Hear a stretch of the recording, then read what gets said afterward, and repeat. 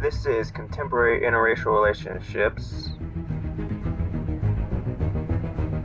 by Cole Farnsworth, Kathleen Pina, Celeste Toy, and Adam Viveros. The following presentation will go in this order: back then, now, and then the interview. Adam Viveros looked at the article White Trash, where Perinas examines the interracial relationships between Filipinos and the white female taxi drivers. In the 1930s and 1940s, Filipino discrimination was rampant.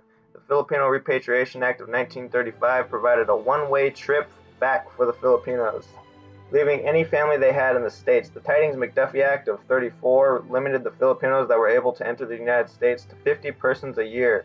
She examines how the Filipinos were believed to be unassimilable.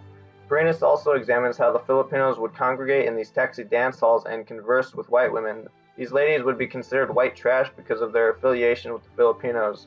Interracial relationships were taboo at the time.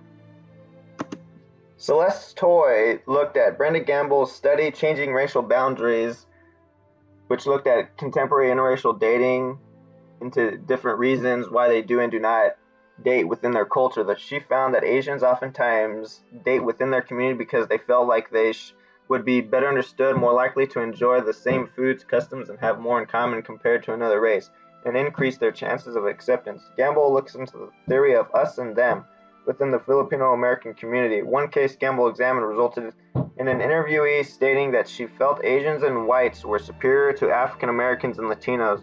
The only way the interviewee could justify her explanation is Filipinos' culture's idealization of white beauty.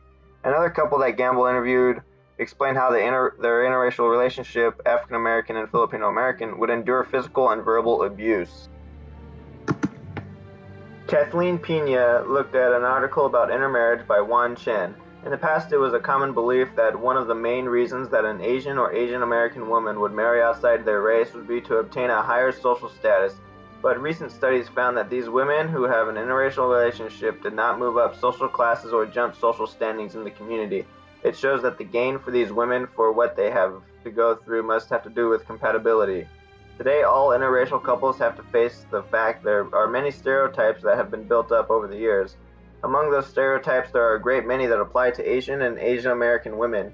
Historically, these women were depicted as submissive and family-oriented to Western culture, and this made marrying a woman of Asian descent desirable for American men.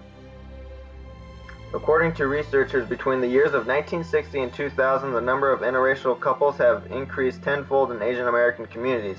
In a similar study, it was discovered that the ethnicities that were most likely to marry outside their race were Filipinos and Japanese. These ethnicities share the most similarities culturally and somewhat socially. For the interview, I interviewed Faith Macalino and her boyfriend Scribs. Faith is Filipino and Scribs is African American.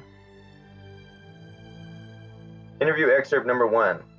I asked them, did your parents have any objections to your interracial relationship? Faith said, no. My parents are pretty new school while my grandparents are pretty old school. It is just a shocker to my grandparents is all. If I bring a Filipino friend home or an Asian friend home, they're all right with it, but if I bring someone else home, it gets kind of awkward. They warm up to people I bring home, though, if they are not Filipino or Asian. My grandma is still kind of in hiding and makes it awkward. And then Scribs said, yeah, he hasn't really even talked to her, really. Interview excerpt number 1, significance is Faith and Scribs' answer shows that the feelings of some in the Filipino community are still of the old thought that dating outside of one's race is a bit taboo. This ties in perfectly with the White Trash article because Brenda Gamble discussed how dating outside of a race was a taboo. This is revealing because, as evidenced in Carlos Bulason's book, he discussed how people of color were refused service and beat up for being a mixed couple. Filipinos were seen in the same light as African Americans to the point soldiers during the Philippine-American War would call Filipinos the N-word because they were of the same dark-colored skin. There exists the stereotype that Asian women marry outside of their race or ethnicity to achieve a higher social status, when the studies have shown it is more of a matter of their education and occupation level, as evidenced in the Juan Chen article. Interview excerpt number 2. I asked them, after being together for a period of time, have you exchanged any culturally or ethnically significant things that you never knew of or experienced before? Faith responded with, appearance is a big thing for Filipinos. Beautiful is a certain type of Filipino for Filipinos. Noses are a big thing to us. They love Caucasian noses. They try to be like them by bleaching their skin with papaya soap, having long dark hair, and getting liposuction. She was discussing at this point Filipino soap operas. Faith said, I used to pinch my nose so much that I would have bruises all along my nose. I actually saved up for plastic surgery and my dad supported it. But my mom said she would have liked to have my nose, so I didn't get it. Yeah, my mom loves his nose. She compliments his nose all the time. She's talking about Scribs. They hope our kids have Scribs' nose. And Scribs was like, yeah, the nose thing was new. Interview excerpt number 2's significance is that it was very revealing to me that out of all the things that Faith could have talked about on the importance of appearance, she would really emphasize the attention that Filipinos pay attention to noses specifically. She stated that they call their noses spud noses and they wish they had white women's noses.